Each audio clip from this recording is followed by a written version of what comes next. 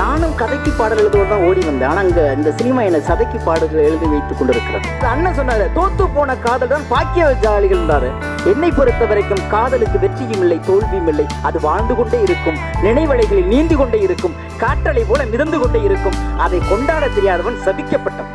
நானும் கதைக்கு பாடல் எழுதுவோடு தான் ஓடி வந்தேன். ஆனா இந்த சினிமா என்னை சதைக்கு பாடல்கள் எழுதி வைத்துக் கொண்டிருக்கிறது. தோற்றால் இன்னும் சொல்ல போனா, இங்கே காதலை வெளிப்படுத்தி வென்ற காதல்களை விட காதலை வெளிப்படுத்தாமல் வென்று கொண்டிருக்கிற காதல்கள் அதிகம். இந்த மேடை ஒரு அற்புதமான ஒரு ஆளுமைகளை நிலைநிறுத்தி இங்க இருந்தாலும் ஒரு பெரிய ஒரு சின்ன வருத்தமும் குறையும் ஐயா இளையராஜா அவர்கள், இசைஞானி அவர்கள் இங்க அமர்ந்திருக்கணும். அது கால சூழல், அது நிறைய பேர் அதை பத்தி பேசிட்டாங்க. இருந்தாலும் அவர் இல்லாத அந்த ஒரு அலங்காரம் கொஞ்சம் குறைவாகவே இருக்கிறது. எனவே எல்லாம் வல்ல இறைவன் அவருக்கு எல்லா அருளையும் துணிவையும் கொடுத்து அவர் அந்த ஒரு இழப்பிலிருந்து வெளியில கொண்டு வரணுங்கிறத எல்லா உள்ள இறைவனை நான் வேண்டிக் கொள்கிறேன். அடுத்து ஆதிராஜனை பொறுத்து நான் பாடல் எழுத தொடங்கிய காலகட்டத்திலேருந்து, முயற்சி பண்ண காலகட்டத்திலேருந்து எனக்கு நண்பர். பொதுவாக ஒரு பேனாக்காரன் இயக்குனராக மாறுவது அவ்வளவு இயல்பாக முடியாத ஒரு காரியம். அந்த குடும்பத்திலிருந்து பெரும் போராட்டங்களுக்கு மத்திய எனக்கு தொடர்ந்து ஒரு 4வது படமோ 5வது படமோ எனக்கு இயக்கி எனக்கு ஒரு மிகப்பெரிய ஒரு வெகுஜனங்கள் இருக்கிற ஒரு மேடையில் ஒரு பத்திரிகையாளர் நிற்பது, இது பத்திரிகையாளர் குடும்பத்துக்கு கிடைத்த வெற்றியாக நான் பார்க்கிறேன்.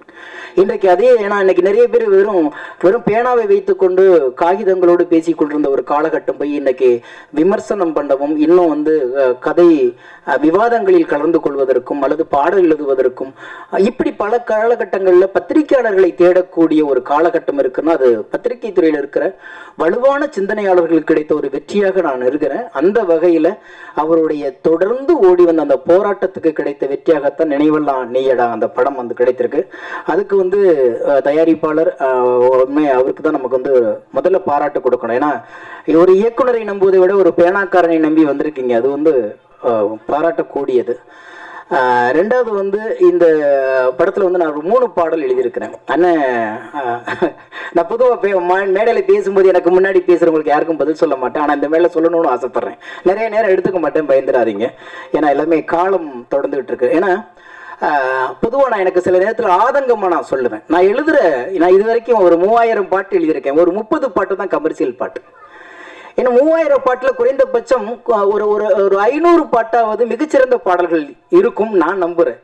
அப்ப அதை விமர்சனம் பண்ண முன்வராத இந்த சமூகம் ஒரு கமர்சியலை தூக்கி அப்படி வைக்கும் பொழுது, சிநேகனுடைய அடையாளம் இதுதான் அப்படி சொல்லும் போது சில நேரத்தில் எனக்கு வருத்தம் வரும். இது நான் பதிலா சொல்லலை. ஏன் அதை சொல்றேன்னா, நானும் கதைக்கு பாடல் எழுதுவோடு தான் ஓடி வந்தேன். ஆனா இந்த சினிமா என்னை சதைக்கு பாடல்கள் எழுதி வைத்துக் கொண்டிருக்கிறது. பட்டுக்கோட்டை மாதிரி ஒரு 10 பாட்டு எழுதிட்டு செத்து போலான வந்தவனை, அந்த வாகனம் புறப்பட்டு போனதுக்கு பிறகு சந்தங்களுக்கு எழுத வந்தவனை சப்தங்களுக்கு எழுத சொல்லி கொண்டு உட்கார்ந்திருக்கும் பொழுதுதான் சில பாடல்கள் இப்படி வருது. அப்ப எனக்கு என்னை பொறுத்த வரைக்கும் சிநேகனின் முகவரி அது அல்ல. அதை ஏன் இதை நாங்க சொல்றேன்னா, நல்ல பக்கம் இன்னும் சொல்ல போனா அந்த ஒரு வாய்ப்பு யாருக்கு கிடைச்சுன்னு தெரியல. என்னுடைய முதல் படம் பாண்டவர் பூமி வெளியில வந்த பிறகு முதல் பாட்டிலேயே அரசு விருது வாங்கிய ஒரு கவிஞனாக நான் இருக்கிறேன். ஏன் அதை நான் இங்க இந்த மேல சொல்றேன்னா, ஏன் ஒரு நல்ல விஷயத்தை இந்த சமூகம் எடுத்து கொண்டாட மாட்டேங்கிறது அப்படிங்கும்போது சின்ன வருத்தம் ஒரு படைப்பாளனாக இருக்கிறதை நான் பதிவு செய்கிறேன். இது பேரரசன் மீதோ அல்லது அண்ணன் உதயகுமார் மீதோ வருத்தத்தில் சொல்லலை. ஏனாலும் சில நேரங்களில் சில விஷயத்தை பதிவு செய்ய வேண்டிய ஒரு சூழல் இருக்கிறது. அதே மாதிரி ராஜன் அண்ணன் பேசும்பொழுது மரியாதை இல்லாத தலைப்புனாரு. காதல் மரியாதை எதிர்பார்ப்பதும் இல்லை, எதிர்பார்த்தால் அது காதலும் இல்லை. அதுதான் உண்மை. ரெண்டாவது அண்ணன் சொன்னாரு, தோத்து போன காதல் தான் பாக்கியசாலிகள் என்றாரு. என்னை பொறுத்த வரைக்கும் காதலுக்கு வெற்றியும் இல்லை, தோல்வியும் இல்லை. அது வாழ்ந்து கொண்டே இருக்கும், நினைவலைகளில் நீந்து கொண்டே இருக்கும், காற்றலை போல மிதந்து கொண்டே இருக்கும். அதை கொண்டாட தெரியாதவன் சபிக்கப்பட்டவன். எந்த வயதிலும் கொண்டாடலாம். நிறம், பேதம், மதம், இனம் எதுவுமே இல்லை. காதலை கொண்டாடாமல் கலைகள் வளர்ந்ததில்லை இந்த பூமியில், இலக்கியம் வளர்ந்ததில்லை இந்த பூமியில், எந்த ஒரு படைப்பும் சிறந்ததில்லை இந்த பூமியில். கலை, கலாச்சாரம், பண்பாடு எல்லாத்துக்குள்ளும் காதல் பின்னி பிணையப்பட்டு கிடக்கிறது. நினைவுகளுக்குள் அந்த காதல் நிற்கும் போதுதான் ஒரு ஆளுமை நமக்குள் இருக்கிற அந்த சோம்பல்களை தூக்கி எறிந்துவிட்டு காதல் அடுத்த காலத்து கொண்டு வருகிறது ஒரு படைப்பாளனை. எனவே காதல் கொண்டாடப்படுவதை தவிர வெற்றி தோல்வி என்று நிர்ணயிக்கப்படுவதற்கு எவனுக்கும் வருகதை கிடையாது. காரணம், காதலை காதலாய் காதலில் காதலித்தவர்கள் காதலில் எவனும் இல்லை. காதல் காதலாகவே இருக்கிறது. இங்கே தோற்பது காதலர்கள் தானே தவிர காதல் ஒருபோதும் தோற்பாது. தோற்றுக்கொண்டே இருக்கிறார்கள் காதலர்கள், ஆனால் காதல் வென்று கொண்டே இருக்கிறார். தோற்றால் இன்னும் சொல்ல போனா இங்கே காதலை வெளிப்படுத்தி வென்ற காதல்களை விட காதலை வெளிப்படுத்தாமல் வென்று கொண்டிருக்கிற காதல்கள் அதிகம். எல்லா நட்புக்குள்ளும் காதல் இருக்கிறது. காதல் இல்லாத நட்பு என்றால் அதுக்கு பேர் நட்பே இல்லை. சொல்லாமல் வேண்டால் இருக்குமே தவிர காதல் இல்லாமல் இருக்காது. எல்லா நட்புக்குள்ளும் காதல் செறிந்து போய் கிடக்கிறது, நிறைந்து போய் கிடக்கிறது. அதை கொண்டாடணும்.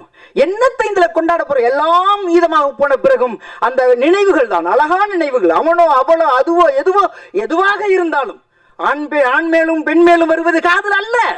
நினைவுகள் மீது, புன்னகை மீது, நடக்கும் பொழுது சைகையின் மீது, வெக்கத்தின் மீது, மலர்களின் மீது, வண்டுகளின் மீது, நிறங்களின் மீது, மாலை பொழுதின் வெயிலின் மீது, சுகங்களின் மீது, குளிர்ச்சியின் மீது காதல் விரிந்து கொண்டே இருக்கிறது. பாவம் மனிதம் காதலை கொண்டாட மறுக்கிறது. எனவேதான் இன்றைக்கு இலக்கியங்களில் இருந்து மொழிபெயர்த்து இன்றைக்கு சின்ன சின்ன விஷயங்களை பதிவு செய்வதற்கு திரைத்துறை நமக்கு கிடைத்திருக்கிறது. அப்பேற்பட்ட ஒரு காதலைத்தான் ஆதிராஜன் எடுத்து அழகாக சொல்லியிருக்கிறார் சின்ன வயசுல. இதுல ரொம்ப பாராட்டக்கூடியது சொன்னாங்க, இதை தொடங்கும் பொழுது தமிழ்த்தாய் வாழ்த்து சொல்லும் பொழுது ஒளியில நம்ம கேட்கிறோம்னு ஒரு பயம் இருக்கும். ஏறத்தாழ 7000 மேடைகள் ஏறி இருக்கிறேன். அதுல 3000 மேடைகள் பள்ளி மேடைகள். நான் கட்டாயமாக நான் ஏறுகிற பள்ளி மேடைகளில் தயவு செய்து ஒளிபெருக்கில் தமிழ்த்தாய் வாழ்த்தை போடாதீர்கள், எல்லோரும் சேர்ந்து பாட வேண்டும் என்று நான் அவ்வப்போது கட்டாயப்படுத்துவேன். அது இன்றைக்கு கட்டாயப்படுத்தாமல் நிறைவேறி இருக்கிறது. அதற்கு அண்ணன் உதயகுமார் அவர்களுக்கு நன்றி சொல்ல கடமைப்பட்டிருக்கிறேன். ஏன்னா நம்ம எல்லாமே ஒன்னா சேர்ந்துதான் வாய்ப்பாட கத்துக்கிட்டோம், 1-2 கத்துக்கிட்டோம், ஆனா அவன் கத்துக்கிட்டோம், ஓதாமல் ஒரு நாளும் இருக்க வேணாங்க கத்துக்கிட்டோம், திருக்குறளை கத்துக்கிட்டோம், நலவென்பா நாளடியார் எல்லாம் சேர்ந்து சேர்ந்து பேசினதுனால்தான் அவ்வளவு பெரிய ஆளுமை இதுக்குள்ள இருக்கு.